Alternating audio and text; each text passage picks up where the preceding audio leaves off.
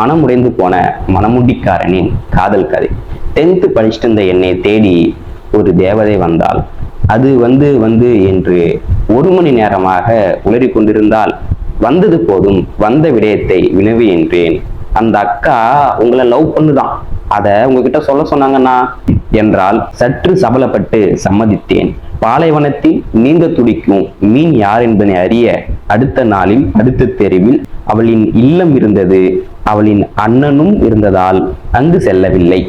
வீதியில் நின்றிருந்த அவளின் விழிகளை பார்த்து பக்கத்து தெருவுக்கு வா பார்க்கலான்னு பார்வையாலே பேசினோம். 2 ஆண்டுகளாக எங்கள் காதல் பல கனவுகளோடு கழித்தோம். நடுக்குட்டியான இவள் நர்சிங் படித்து கொண்டிருந்தாள். சொந்தக்கார அண்ணன் ஒருத்தன் சொந்தத்துல மாப்பிள்ளை இருக்குன்னு கல்யாணம் பண்ணிடலான்னு காதலுக்கு கல்லறை கட்டி விட்டான். அரசு அதிகாரின்னு அவளும் கழுத்தை நீட்ட மனதில் இருந்தவனை மறந்துட்டா. 2 வருடமா காதலிச்ச என்னைய கண்டுக்காம கவர்மெண்ட் மாப்பிள்ளையோட கார்ல டாட்டா காட்டிட்டு போயிட்டா. 2 வாரத்துக்கு முன்னாடி இடது கையில குழந்தையோடு நடந்து போனா. வேற என்ன வேணும்?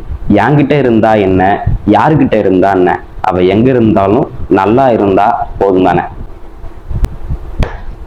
வெயிட், இதே மாதிரியே உங்களோட ஸ்டோரிஸும் வேணும்னா DM பண்ணுங்க, பண்ணிடலாம்.